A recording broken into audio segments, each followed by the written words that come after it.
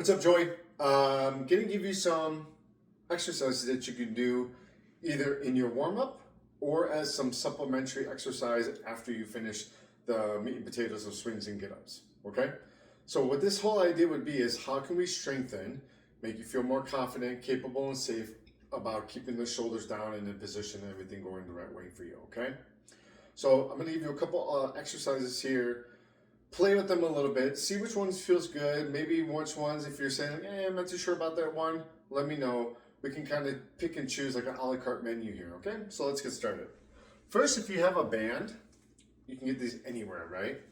All we're gonna do is get our arms nice and stiff, and we're gonna spread the band and think about pinching the shoulder blades together and then pulling them back, nice and controlled. I'm pulling the band apart, kind of bringing it over my chest with straight elbows. My elbows have to remain locked out so that I retract through the shoulder blades. I'm staying out of my neck. I'm pulling down into the pockets of my shoulders and spreading the band and getting a good squeeze. You can see how I break the plane of my back and get it back there. So we're strengthening some of those rear upper back muscles, okay? Along with keeping things out of our neck and focusing on keeping the shoulders packed. Now something that's very basic when it comes to exercises, pulling exercises, okay? So one of the easiest ways to do a row is we take one of our kettlebells and I pull the shoulder blade down into the socket. And I pull from my lat and I pull all the way to the crest of my hip and I bring it down nice and smooth and slow. Pull, own it, squeeze, come back down. Keep the shoulder in the socket by pulling it down and feeling the lat activate. Pull strong all the way to the crest of the hip, and then nice and smooth on the way down. You can do about 10 of both of those, a couple of rounds. You're not really trying to build fatigue, you're trying to build some activation. Now, if you're finishing with these, you can push it a little bit, but you don't want to gas yourself out before you train your swings and your get-ups. So you can use those kind of prep things and turn things on, or you can add them in at the end. About 10 repetitions on those would be good, all right? Another one that we can do for some shoulder stability will be in the plank position. Now, I can either go to a plank where my legs are long, or if I want to do it like in a little quad position at first, but I can squeeze and gentle tap. This is relatively easy. What I'm really working here is shoulder stability. So here, I'm good. Now, if I get long, I can extend, and notice I'm not moving my body a lot. I'm not doing this. I'm keeping the shoulders packed and I'm working on balancing. Keeping the shoulder packed, arm in the socket. Stability in the shoulder capsule. Nice and smooth and intentional there.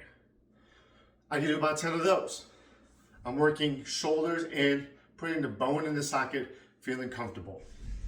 This is like your setup for your get up, where you can literally just bring the bell here, keep the shoulder down. You'll notice the angle of the kettlebell. I'm gonna pull it down until my elbow touches and then press up. Pull down until my elbow touches. I'm not relaxing here, I still have tension, and then I press up and squeeze. Notice the trajectory of my arm.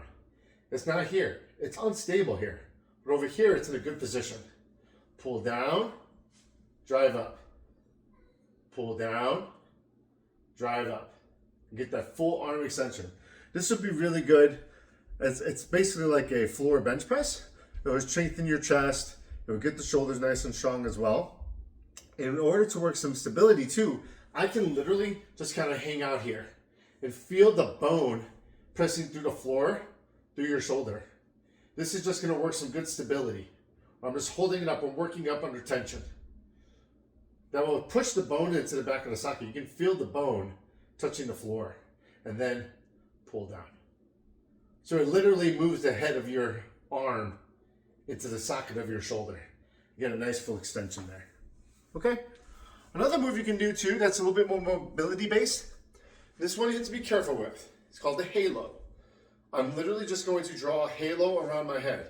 So I move it to the side, I bring it around, the bottom of the bell is facing down behind me, and I pull it to the other side. I'm going to inhale and rotate through, Notice I'm not moving my head or my body. I'm just moving the kettlebell around my head. And I can go both directions.